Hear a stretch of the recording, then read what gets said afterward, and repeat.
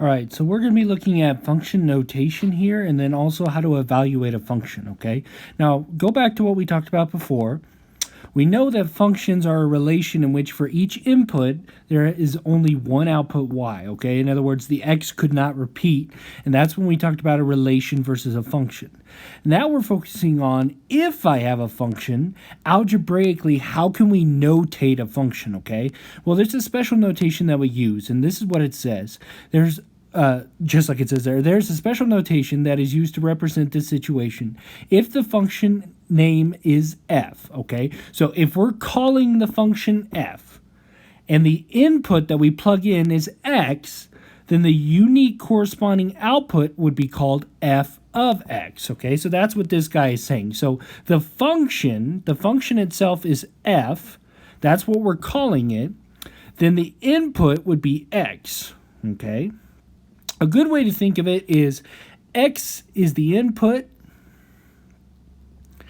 f of x, the whole thing, would be the output. Or you could think of it, it's another fancy way of saying y, okay? So x is the input, f of x is the output, or we can think of it as y, okay? So that would be function notation, okay? We read it as f of x, but sometimes you might see it as g of x, sometimes it might be h of x, or just like we said before, sometimes it's just simply y. Now, here's some questions to help us understand what we want to do in terms of being able to evaluate a function. Now, it says the question, what does the function notation g of 7 represent? Okay, well, the answer is g of 7 is the output. It's saying, what do I get as my output when I plug in my input as 7? So if I plug in 7 into the function, then what do I get as my output? So they say the output of the function g when the input is 7. Okay, so with that in mind, the next question says, suppose we know that the function f of x is equal to x plus 2. What is f of 3? So that's saying if my input is 3, what do I get for my output f of 3? Okay, well, all that means is to plug in the input or substitute the input of 3 into our function, okay, into our function.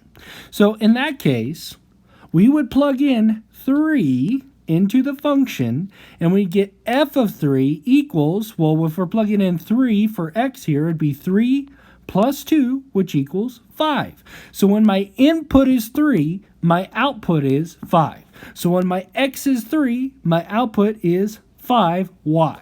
That's basically what it's talking about when we evaluate a function. Plug in the input, see what you get for the output. Now, you could also do it with algebraically. Suppose that we have f of x is equal to x plus 2. Then if my input is x plus 5, what would I get? Well, I would substitute the whole thing and plug it in. So I would plug that in for my input, x plus 5, and I would substitute that in for x. So I'd get this would become my new x plus 5 plus 2. Well, order of operations, x plus 5 plus 2 combined like terms, we get 5 plus 2 is 7. So we get x plus 7. Now, we're really not going to focus on the algebraic part. We're mostly going to focus on the just substituting in a value.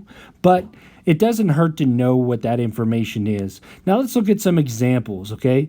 Don't worry about this. We're not really worried about the operations right now. We just want to worry about evaluating. So let's go down to the examples here. Okay, so it says find each value. If f of x, the function f of x is 2x minus 1, and g of x is 2 minus x times 2, okay, what we want to determine is what I get when I plug in my input, okay? So in this case, this says find f of 0. So if I plug in an input of 0, what is my output f of 0? Okay, well, plugging that in, let's just set it equal. We're saying f of 0, I'm plugging in 0 into this function here for each of my x. So f of 0 would be 2 times 0 because we're plugging in 0 as our input.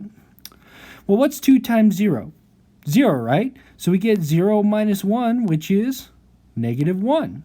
So all we're having to do here is plug it in. Let's try number 10 here.